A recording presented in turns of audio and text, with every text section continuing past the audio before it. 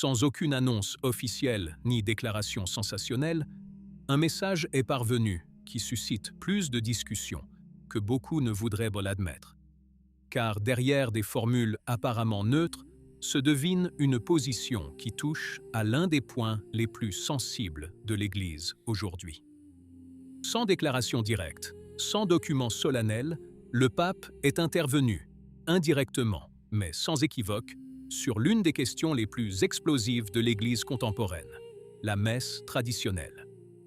Et il l'a fait au moment le plus délicat qui soit, alors que les évêques français se réunissaient à Lourdes pour aborder précisément la question qui, depuis des années, divise, mine et met à rude épreuve l'unité ecclésiale. Le message, délivré par le cardinal Parolin, n'est pas un texte anodin. C'est une intervention mûrement réfléchie. Chaque mot est choisi avec soin. Et de fait, il s'ouvre d'emblée sur une référence significative. Chers frères, vous comptez aborder la question délicate de la liturgie, à laquelle le Saint-Père est particulièrement attentif, dans le contexte de la croissance des communautés liées au Vetus Ordo. Il ne s'agit pas d'une simple observation. Nous constatons un fait. La croissance du Vetus Ordo est une réalité. Elle est suffisamment importante pour nécessiter une intervention directe. C'est le premier élément qui rompt le récit.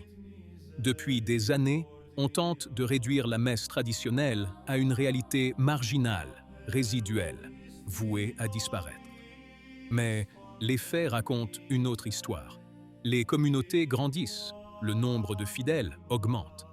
Et cela oblige chacun à se confronter à une question qui a été éludée jusqu'à présent. Pourquoi? Pourquoi une forme liturgique si strictement encadrée continue-t-elle de susciter autant d'intérêt? Pourquoi, malgré les restrictions et les contrôles, ne disparaît-elle pas? Cette question n'est pas posée explicitement dans le texte, mais elle est là, et elle est cruciale. Le contexte dans lequel tout cela se déroule est loin d'être neutre. À Lourdes, l'Assemblée des évêques français n'est pas une réunion ordinaire. C'est un moment crucial. Des questions sensibles sont abordées. Parmi celles-ci, la liturgie apparaît comme l'une des plus clivantes. Des sources internes le confirment, précisant que le sujet n'est pas sans tension. Pas seulement des divergences, de véritables tensions. Et l'explication est claire.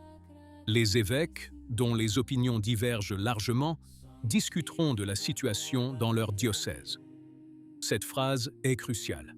Elle signifie qu'il n'existe pas de voie commune, que l'Église est divisée en son sein et que l'administration de la messe n'est pas uniforme. Chaque diocèse suit une voie différente. Ce seul fait suffirait à décrire la situation. Mais le message va plus loin, et il touche au point le plus sensible. Il est préoccupant de constater qu'une plaie douloureuse continue de s'ouvrir au sein de l'Église concernant la célébration de la messe, sacrement même de l'unité. Ici, le langage change radicalement. On ne parle plus de confrontation, on ne parle plus de dialogue, on parle d'une blessure.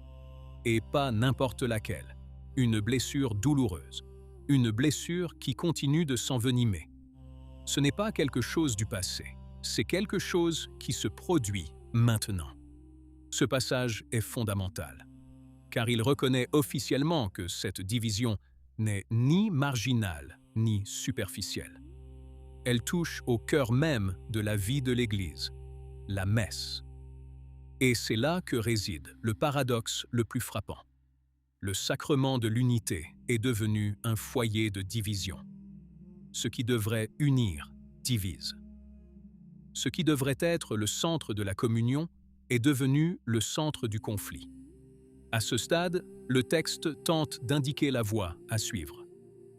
Pour panser cette plaie, il est assurément nécessaire d'adopter une nouvelle approche mutuelle, fondée sur une meilleure compréhension des sensibilités de chacun. Ces mots évoquent là encore la réconciliation, la compréhension et la sensibilité. Mais une question se pose. Lorsque les différences touchent à la manière même de vivre sa foi, est-il vraiment suffisant de parler de sensibilité? Ou bien fuyons-nous le vrai problème? Le message se poursuit, une approche qui permettrait aux frères, malgré leurs différences, de s'accueillir mutuellement dans la charité et l'unité de la foi. Là encore, le message est clair. Accueil, charité, unité. Mais concrètement, qu'est-ce que cela signifie? Le nœud du problème se trouve dans la dernière partie. Que l'Esprit Saint vous inspire des solutions concrètes qui vous permettent d'accueillir généreusement ceux qui sont sincèrement attachés au Vetus Ordo, tout en respectant les indications du Concile Vatican II sur les questions liturgiques. Deux lignes se rejoignent ici. Accueillir le Vetus Ordo et respecter le Conseil. Deux éléments qui, dans la réalité concrète, s'opposent souvent. Et c'est là que tout se joue, car accueillir peut revêtir de nombreuses significations. Cela peut signifier reconnaître ou limiter. Cela peut être de l'ouverture ou du contrôle. Parallèlement, la situation sur le terrain est loin d'être stable. En France, certains diocèses constatent une réelle croissance des communautés attachées à la messe traditionnelle. Jeunes familles, vocation, une présence dynamique. Dans d'autres diocèses, cette situation est perçue comme un problème. Deux visions opposées, deux approches différentes, deux conceptions de l'Église. Et cela crée une fracture qui n'est pas seulement théorique, elle est concrète, pastorale, quotidienne. Ce n'est pas un hasard si tout cela se produit maintenant. L'Église de France traverse une crise profonde. Scandale, perte de confiance, difficultés dans ses relations avec la société. Dans ce contexte, la liturgie devient identité, point de repère, choix. Le message du pape prend donc une dimension encore plus forte. Il ne s'agit pas seulement d'un appel au calme, mais d'une tentative de préserver l'unité qui menace de s'effondrer. Une question demeure cependant. Est-ce suffisant? Car lorsqu'on parle d'une blessure douloureuse, on reconnaît que le problème est déjà présent. Ce n'est pas un risque futur, c'est une réalité actuelle. Et lorsqu'une plaie continue de s'ouvrir, cela signifie qu'elle n'a pas été guérie. Cela signifie que les causes n'ont pas été traitées. La référence au Saint-Esprit et aux solutions concrètes indique une direction, mais n'en précise pas le contenu. Elle ne clarifie pas ce qui sera fait concrètement.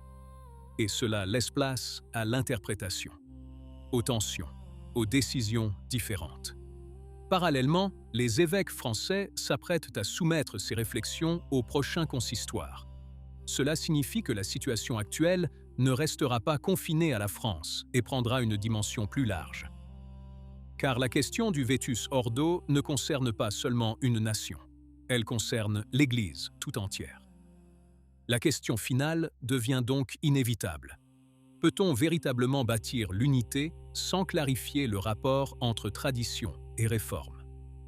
Peut-on parler d'acceptation sans en définir les limites? Ou bien essayons-nous simplement de contenir une crise qui a déjà éclaté? Car lorsque le cœur de la vie ecclésiale devient un champ de bataille, il ne s'agit plus d'une question secondaire.